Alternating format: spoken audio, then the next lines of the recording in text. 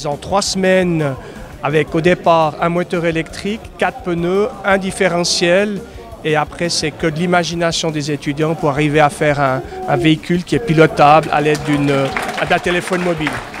Au niveau des jeunes actuels, la compétition c'est inné quelque part et c'est peut-être une façon intelligente d'apprendre, de se lancer des défis technologiques et d'y arriver. Le plus gros challenge, c'est d'arriver à travailler en communauté parce qu'avoir un spécialiste plutôt de mécanique, un spécialiste d'électronique ou d'informatique, c'est toujours aux interfaces qu'on trouve les problèmes et de se coordonner sur l'ensemble de ces 3 grandes activités, c'est un vrai challenge. Il y a des rayons de braquage, il y a des couples dans une pente, il y a une sortie de contour après une pente. Ça, c'est des aspects techniques qu'on ne voit pas forcément dans le résultat, mais ils doivent passer par ces obstacles, c'est là le vrai défi. Après, c'est l'imaginaire des étudiants, c'est la créativité, c'est l'usage d'imprimantes 2D, d'imprimantes 3D, et puis c'est leur créativité qui est au fait finalement le défi, mais c'est leur propre défi à eux.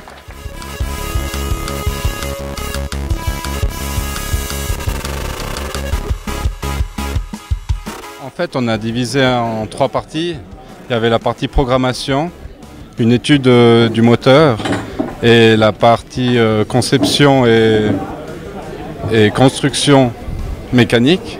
Bon, on a fait des heures sup parce qu'à la fin il y avait quelques soucis au niveau de la direction et puis on a dû quand même prendre parfois une grande partie de la nuit pour régler ces soucis. Et puis le plus gros défi, je pense, c'était de faire tourner la bétonnière et puis de faire quelque chose qui ait de la gueule. De pouvoir créer de A à Z un projet comme ça, de voir ensuite à la fin que ça avance, que ça tourne, de voir que notre travail il a abouti, quoi. On laissait parler notre imagination, par exemple toupie, les suspensions à l'avant et le design, quoi. En fait, on a choisi le pilote parce que c'était celui qui tapait le moins de choses quand on a fait l'essai.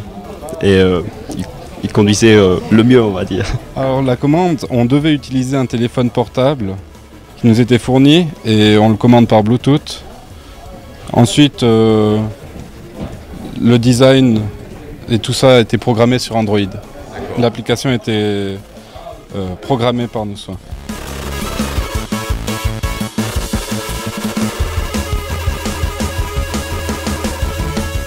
L'idée de ce projet, c'est surtout d'arriver à intégrer l'ensemble des connaissances qu'ils ont acquis en première année d'une école d'ingénieur. Donc ils ont eu des cours essentiellement de base au niveau de l'électricité, de la mécanique, de l'informatique, plus évidemment la physique et les mathématiques.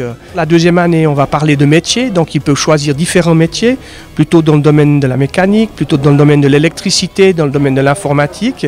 Et puis la troisième année, c'est la spécialisation dans des domaines qui peuvent aller dans les matériaux, qui peuvent aller dans l'électronique de puissance, dans l'énergie photovoltaïque ou éventuellement dans la gestion de ces énergies, ou bien finalement dans le domaine des implants médicaux, tout ce qui est les devices qui communiquent avec le monde réel.